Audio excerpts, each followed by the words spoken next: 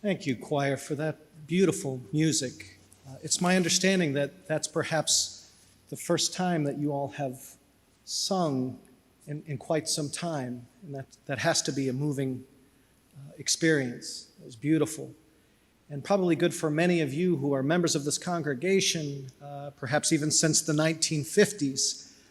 It's got to feel good to have that kind of life and spirit once again in this sanctuary. And thank you, Robert and Jason, for your kind welcome and hospitality, and a good morning to each and every one of you. It's great to be back with you at College Place UMC.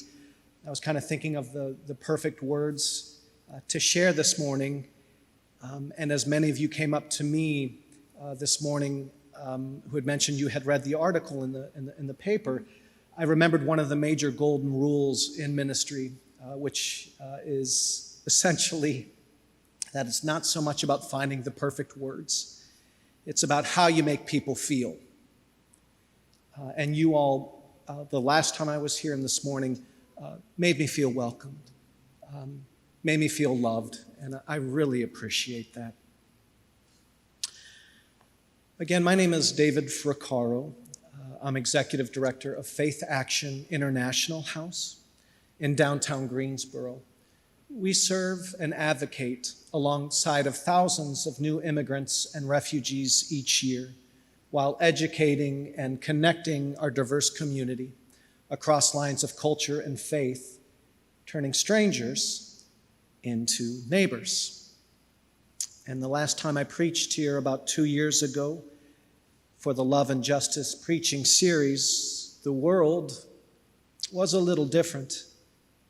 And the COVID pandemic has certainly taken its toll, creating fear, anxiety, and despair on communities at home and around the world.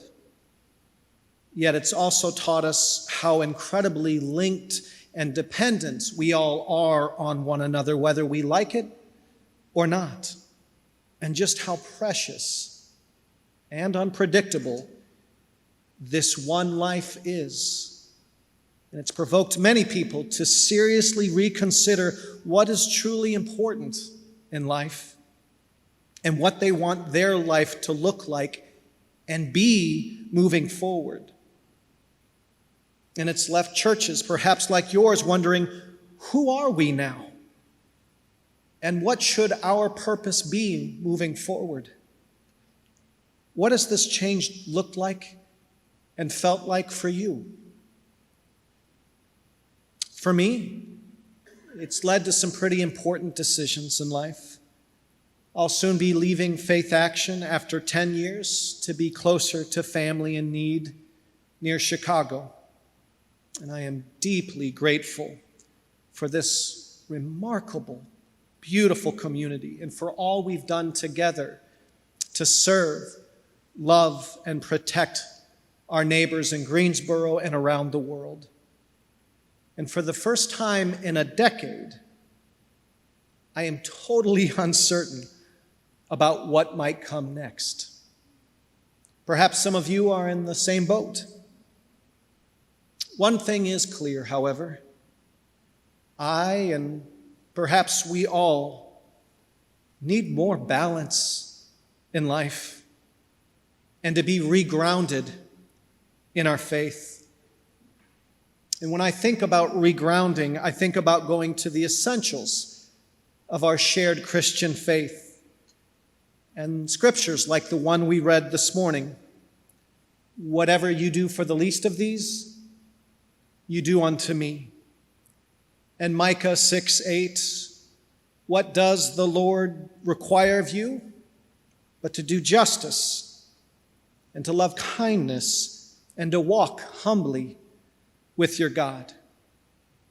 And Jesus reminding us in Matthew that the two most important commandments are to love the Lord your God with all of your heart, with all of your soul, and with all of your mind. Jesus lets us know that this is the first and greatest command, and the second is like it, to love your neighbor as yourself. All the law and the prophets hang on these two commandments: love God and love your neighbor. This sounds like the balance that perhaps we all need. Loving God is something deeply personal and unique to each of us. What does it mean to you to love God? For me, it starts with a beautiful but mysterious connection. The earliest moments I had of connecting with God, I remember, was being in my father's church in small town Illinois. For some reason, I had a habit of hanging out in the pew while everybody else was talking in the back and greeting my father and going out into the day. Especially on communion Sundays, I would sneak back up to that communion table, look back, and kind of steal mounds of communion bread and stuff them in my mouth.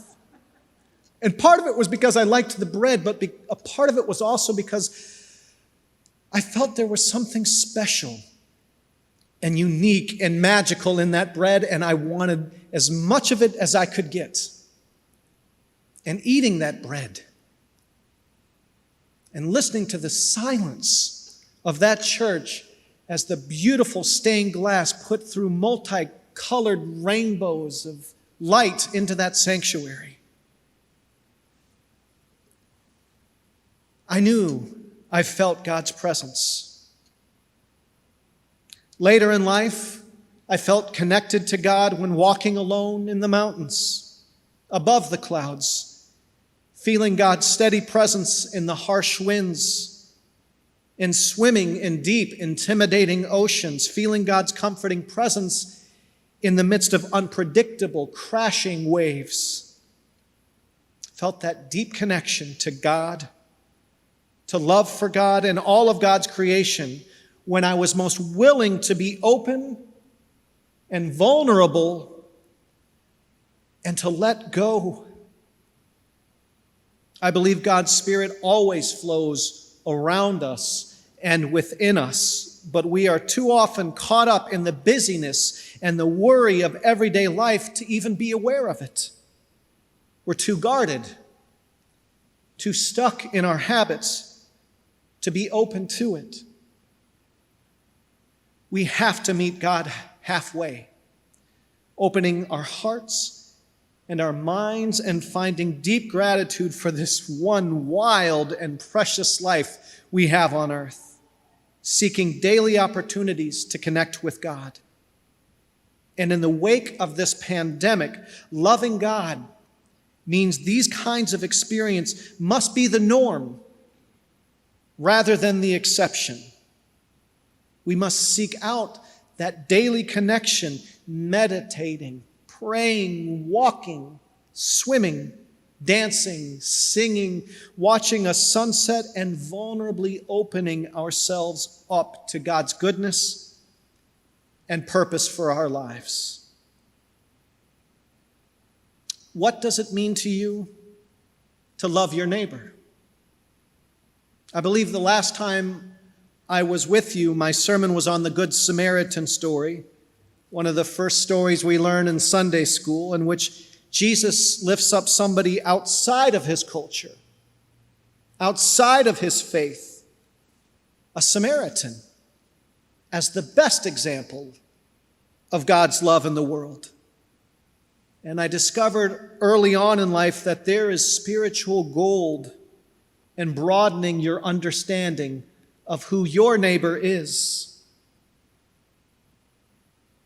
In high school in southern Indiana, I began volunteering at a homeless shelter and over time got my first job there as a janitor, mopping floors after all the guests had left for the day, and felt God was calling me to love my neighbor by making those floors shine for my homeless neighbors. And after college, while living in New York City as an actor, I began visiting immigrants from all over the world in detention centers post 9/11 outside of JFK and Newark airports, the majority of whom had fled devastating poverty and violence and had done nothing wrong other than not having the necessary documents when they arrived, and discovered the horrid conditions they were living in. And despite the hell that they were going through, deeply admired their courage and resilience. I saw the best of the human spirit to survive. And while we came from different cultures and faiths, they inspired me so much that I quit acting, went to seminary, and today I'm a Christian pastor because of my Tibetan Buddhist, West African Muslim, and Catholic Colombian friends I met inside a detention who changed my life forever. I discovered that there is not only spiritual gold in broadening your understanding of who your neighbor is, but then putting your faith into action to serve, love, and protect them. And this morning's scripture certainly speaks to what loving humanity, especially the least of these, means to Jesus. And these opportunities exist in our community every day. And you all do it well to provide food, clothes, rent, and bills for those in need at this moment in their lives, to welcome newcomers, to care for those who are sick, letting them know that they're not alone, and to visit or write those in prison. You know, in the past, when I looked at that cross, I would think, like many of you, of the death, resurrection, and salvation of Jesus Christ. But the pandemic has also given new vision. That cross now represents for me the balance between loving God and loving our neighbor as ourselves. Last week, my dear friend Melanie Rodenbow, some of you may know her, passed away after a courageous multi-year battle with cancer. And I had a front row seat to witness the remarkable difference Melanie made in so many lives as a volunteer and board member through Faith Action, as well as how her connection to and love of God sustained her and emboldened her to live life to its fullest, especially in the last years of her life.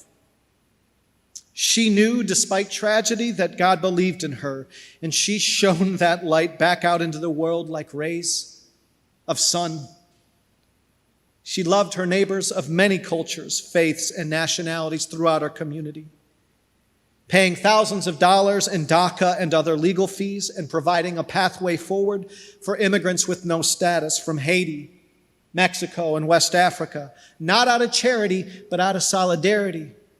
Recognizing the injustice our immigrant neighbors face, and investing in their future with love. Taking a 16-hour round-trip journey to the Stewart Detention Center in southern Georgia while dealing with cancer to let her detained immigrant neighbors she had never met know that they weren't alone.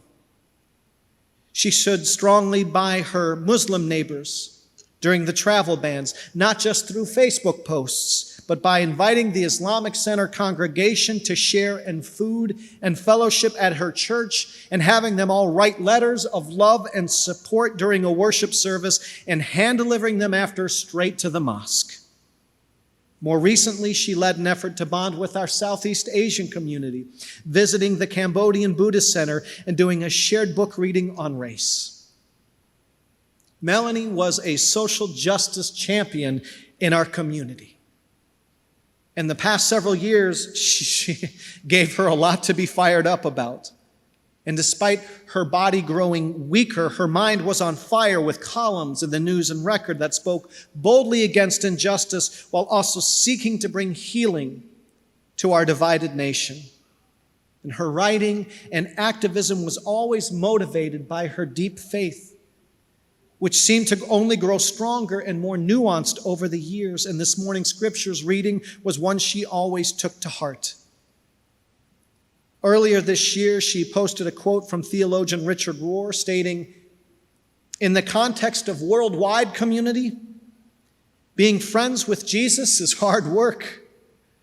For when followers of Jesus walk beside him, he leads them in directions they would rather not go, into neighborhoods they would rather avoid, and to meet other friends of his they might not normally know. As the scriptures and history show, to be a friend of Jesus means loving others just as he does." Melanie recognized that Jesus was both a prophet, challenging power structures and speaking out against injustice, as well as a counselor, meeting people where they are and taking them on a heart and mind journey towards greater openness and humanity. And she admitted in her own writings that she too fell short and evolved over time in her understanding on several issues, but was given grace throughout life and did her best to do the same.